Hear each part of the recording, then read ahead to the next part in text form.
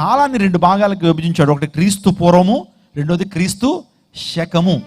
క్రీస్తు పూర్వం, క్రీస్తు శకం ఎక్కడి నుంచి వచ్చినాయి? యేసు క్రీస్తు పూర్వం పుట్టడం ద్వారా ఈ లోకంలో కాలం 2 భాగాలుగా విభజింపబడింది.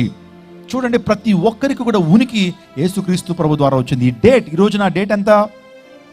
2024 మార్చి 13వ తారీఖు.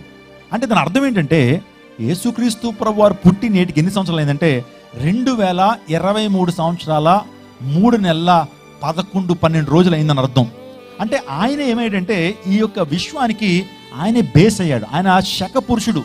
ఆయన శకాన్ని 2 భాగాలుగా విభజించినటువంటి వాడు. అందరికీ ఊనికి ఆయన ఇచ్చాడు.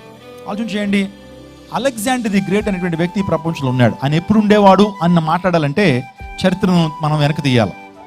క్రీస్తు పుట్టక క్రితం 300 సంవత్సరాల క్రితం అలెగ్జాండర్ రాజు ఉన్నాడు అని అతను ఉనికి గురించి మనం మాట్లాడుతాం.